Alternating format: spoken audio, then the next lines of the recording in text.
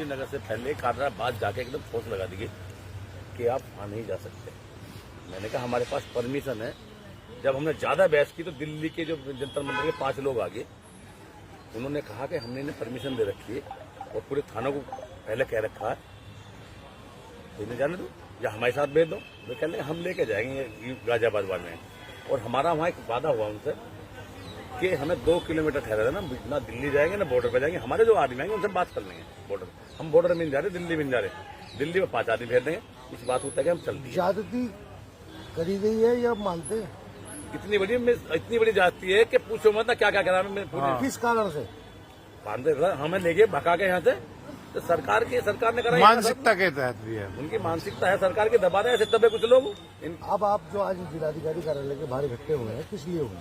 आज हम इन्हें बताने आए, डीएम कमिश्नर जितना हो, कि जिन लोगों ने, जिन अधिकारियों ने हमारे साथ मारपीट की, हमारी गाड़ियां तोड़ी, हमारे ऑटो को पीटा, हमारी साइकिल से आए, जितना हमारा नुकसान, हमने कुछ नहीं करा। हमने किसी को कुछ नहीं कहा। वे निलंबित हो, सस्पेंड हो। जो अधिकारी हैं वो मांग चाहते हैं हमारे लोगों के मुकदमे लिख के जाएं जिनके चोट लगी हुई है, और जो हमारा नुकसान हो भरपाई हो, वरना हम 2 दिन का टाइम देंगे।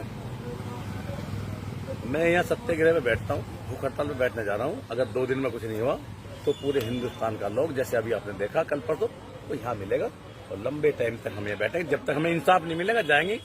2024 के इलेक्शन घोषित होने वाले हैं। आप इस बार राजनीति में क्या दाव आजमाने वाले हैं? मेरा कोई दाव नहीं है। मुझे कोई राजनीति में टिकट नहीं चाहिए, मेरे किसी परिवार को नहीं चाहिए। मेरा एक हिस्सेदारी मांगता हूं कि हम हिंदुस्तान में 5.25% बचता है समाज के लिए। सरकार कहती है कि आप 5.25% हो, तो 5.25% से लोकसभा के चुनाव आ रहे हैं, 30 टिकट बैठते हैं, 543 में से आप सब जोड़ लें। मैं चाहता हूं कि आज तक हिंदुस्तान में एक टिकट दिया हो तो कोई बताए 78 सालों में। आज मैं कह रहा हूं कि हम 5.25% आप बता रहे हो, हमें 3% दे दो, 2.5% दे दो, 2 दे दो, 2 तो सही कुछ वो मांगते हैं हम। जहाँ से हमारे आने वाली पीढ़ियों के जो तकदीर खुलते हैं, जो फैसले होते हैं, शिक्षा और नौकरियां, और हमारे जैसों के जो तकदीर खुलती है वो राजनीति से खुलती है, वो उसकी मांग कर रहे हैं। हम कुछ नहीं मांग रहे, हम तो अपना हिस्से तो हक मांग रहे। और 78 साल में पहली बार कैसे दबाना चाहते हैं कि हमारे जैसे को लाठी बजाए। इन्हें सीधे साधे लोग बजा लो, ठीक है होगा। 99% वोट दिया मोदी योगी जी को। इसका ख्याल वे रखेंगे, अब ये रखेंगे, हम रखेंगे। अब की बात फरवरी को हरिद्वार से चलकर 1 मार्च तक दिल्ली पहुंचनी थी, जिसे 27 की रात को मुजफ्फरनगर में रुकना था, 28 की रात को मेरठ में रुकना था और 29 तारीख की रात को गाजीपुर बॉर्डर पर रुकना था। इस यात्रा की बाकायदा हमने परमिशन ली हुई है और प्रशासन को न जाने क्या दिक्कत हुई, पुलिस प्रशासन को न जाने क्या दिक्कत हुई। हमारी यात्रा को पहले इन्होंने मोदी नगर में रोककर हमारे प्रोग्राम को बाधित किया। उसके बाद जैसे तैसे हम लोग साहिबाबाद पहुंचे। साहिबाबाद में ये कम लोग जानते हैं, वो ये जानते हैं कि हमें एक मंडप में ठहराया हुआ नहीं था। आप वहां प्रशासन की गिरफ्त में थे। हमारी यात्रा को चारों तरफ से घेरा हुआ था। आप वहां से बाहर निकलकर नहीं जा सकते थे, आपको अनुमति नहीं थी। आपको अपने वाहन उठाने की वहां से अनुमति नहीं थी। इसे हाउस अरेस्टिंग बोलते हैं। आपको उन्होंने गिरफ्तार कर रखा था और जैसा कि आप सब जानते हैं, उस मंडप से आपको आगे नहीं बढ़ने दिया गया। तो मैं प्रशासन के इस कदम की घोर भर्त्सना करता हूं। और मैं एक बात और है, हो सकता है आज 90% लोग भारतीय जनता पार्टी को चाहते हैं। कुम्हार से पहले हिंदू हैं, दलित शोषित बाद में हैं, पहले हिंदू हैं। लेकिन फिर भी मैं ये कहने से नहीं चूकूंगा, भारतीय जनता पार्टी को वोट देने की कीमत पर आपको अपनी छातियों पर, अपनी कमर पर, अपनी पीठ पर लाठियां झेलना पड़ी। मैं प्रशासन की भर्त्सना करता हूं। जय हिंद, जय प्रजापति समाज।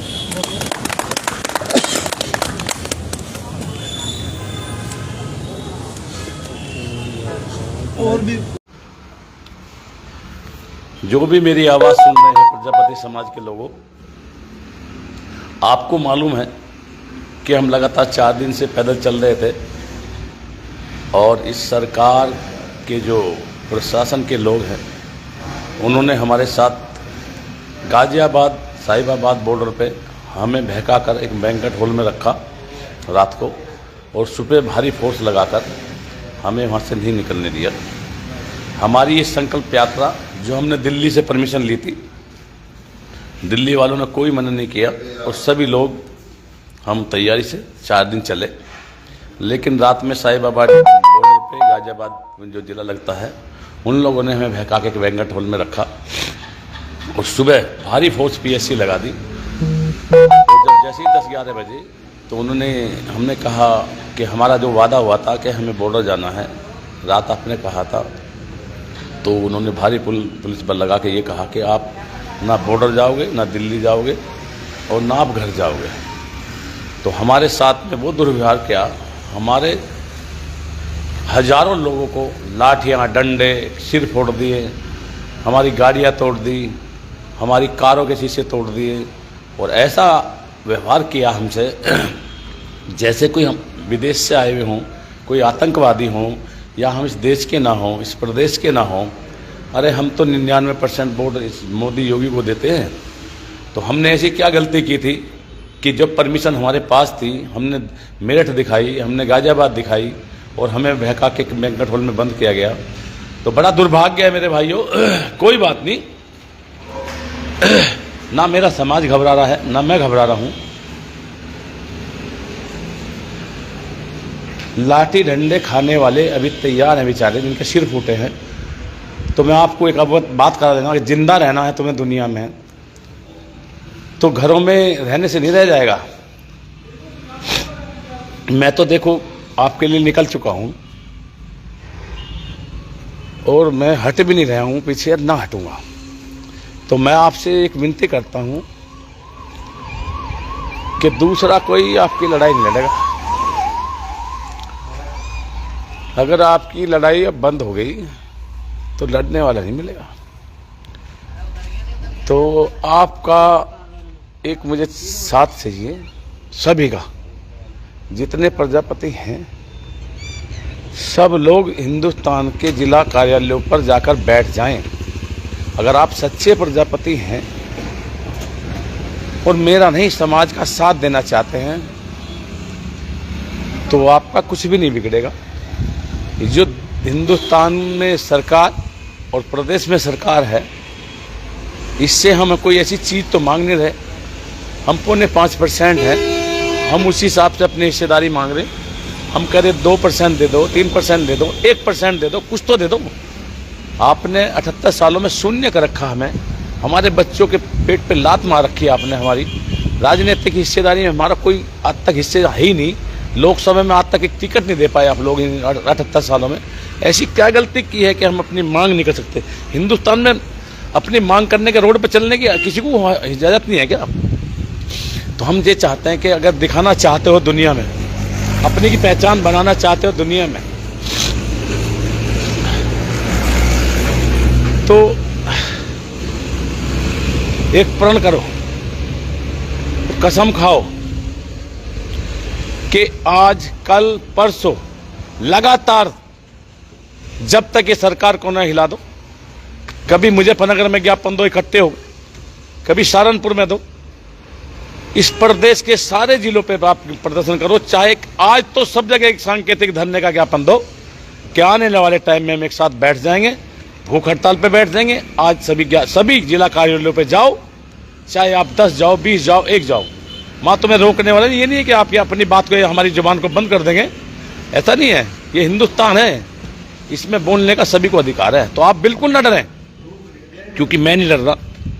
मैं डरूंगा नहीं, मर तो जाऊंगा इनसे, डरूंगा नहीं। आप बिल्कुल बेफिक्र रहें और कसम खाएं, जितने भी हिंदुस्तान में जिले हैं, जितने भी यूपी में जिले हैं, अगर आप जागते हो, चाहते हो हिंदुस्तान में प्रजापति समाज को उसका हक मिले, हक तभी दिलाए जा सकते हैं जब आप जागोगे।